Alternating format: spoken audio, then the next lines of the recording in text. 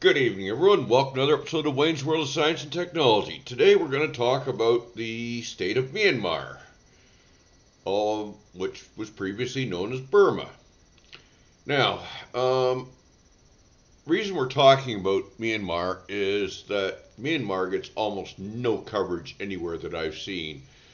Most people don't even seem to really have a clue it exists. And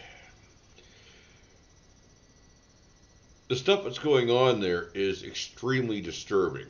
And when I say extremely disturbing, I'll be going through some information on that in a few minutes, but take a look at where Myanmar is on the map. You've got Thailand and Laos and Cambodia. Well, Cambodia and Thailand are currently fighting a bit of a war. You've got Vietnam over here. Vietnam's unhappy with China due to the South China Sea and the Paracel Islands. China seems to think it can tell everybody in this area what to do, regardless of what they think. And as a matter of fact, China is up to its ears in Myanmar, and they are supplying both sides. Well, it's worse than that. They're actually supplying something like 15 different sides. So the only quiet side, really, from Myanmar's point of view, is Bangladesh and India, which are reasonably quiet. But it's a nasty thing. Anyway, I'm assuming everybody knows the basics. The Tatmadaw, the military high command, pulled a coup.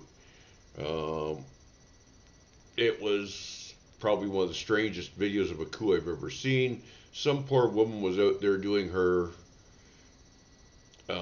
exercise routine, and she did this apparently every day, and she didn't see the cars because they were behind her.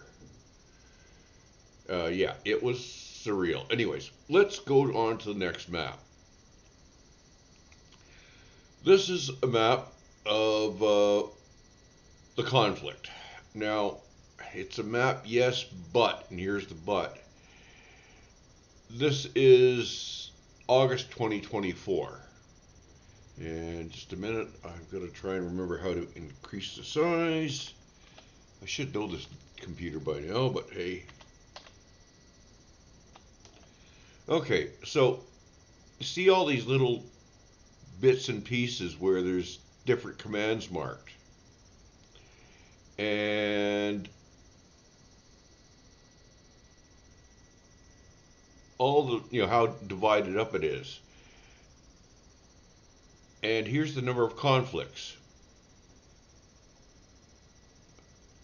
Look at the size of some of those.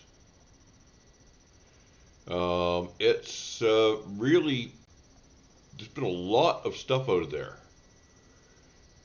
And to say a lot of stuff, I mean a lot of sheer violence. Here's another map which shows in a bit better detail, including which ethnic armed organizations are in control of which areas. You've got the Kachin Independence Army, the TNLA, and the MNDAA. I mean, you've got so many. Okay, I'm sorry. I'm stealing this from Ed Nash. He did a video on Myanmar today, actually. And as he put it, you better get ready to learn a lot of acronyms because there's a ton of them. You got the Shan State Army, more Shan State Army, NDAA, PNLA, the Creenie, the Karen National Liberation Army, which is different from the Creenie. This is the area that's controlled by the military currently. You notice they do have part of the coastline. And that is one of the few things that's allowing them to keep functioning. The Arakan Army, the Chin Brotherhood Alliance, the Chinland Council. I mean, there's so many. Oh, and of course the People's Defense Force.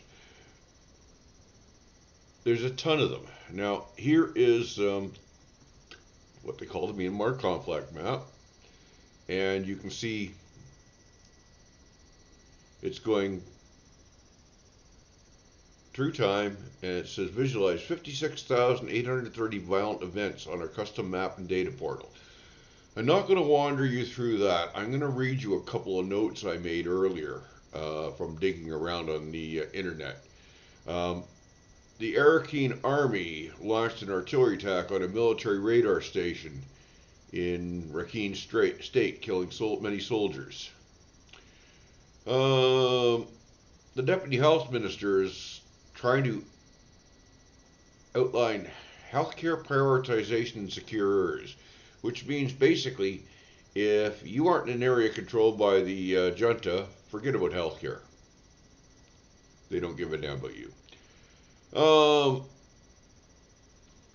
Myanmar has attended a China-led meeting on scam crackdowns. Um, Along the Shan State border area, there are a bunch of scam operations. And when I say scam operations, you're talking phone calls, the whole damn works. And they used to heavily target Chinese. They started targeting citizens of other countries recently, probably because the Chinese have been getting upset at them, and the Chinese are right across the border. Yeah. What else have we got here? The junta in Myanmar has just closed the Thailand passport office, which means if you're in Thailand, you can't get your passport renewed. You have to go back home. Isn't that convenient for the junta, which is looking for more soldiers? Yeah.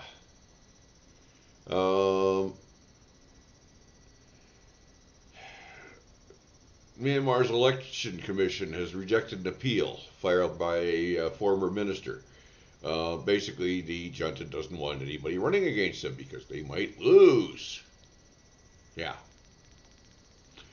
In Magway prison, 6 political prisoners are reported killed and 40 tortured.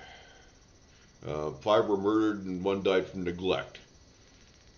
This is being run by the junta, so you can see what their wonderful people are like. Okay, in Mandalay region, the Natmak Kailon PDF assassinated a village administrator for his involvement in forced conscription and extortion. Alleged involvement, it says, but hey, well. In Salingi Township, the military is using gyrocopters to bomb villages. And they've also sent in ground forces to ransack homes, and they're extorting residents. Needless to say, the locals aren't happy. Not that they can do much about it.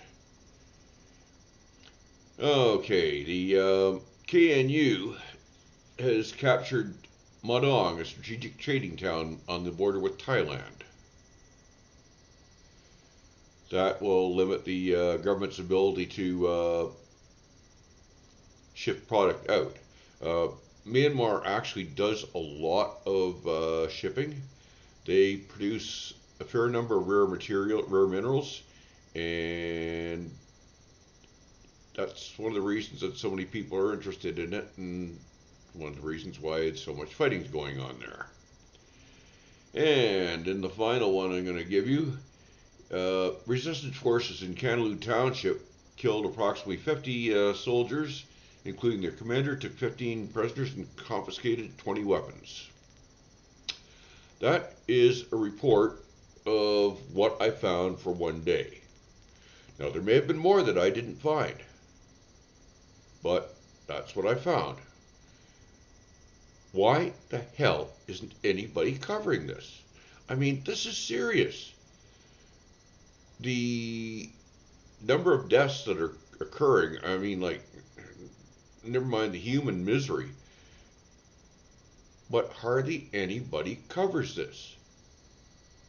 Why not? I know guys out there who, there's a Christian genocide in Nigeria. That's the one they came up with. And they're all excited about Nigeria. They don't talk about any genocide that's occurring here. I mean, come on, folks. Get real. This stuff is serious. I will be covering a couple other conflict areas which don't get the coverage I think they need over the next little while. Um, I'm doing it in bits and pieces because, well, quite frankly, there's so much going on right now that nobody can really keep track of it all, and I sure as heck can't. Anyways, that's it for now, folks. Like, share, subscribe, and all that guff you got out of it, and have a good day.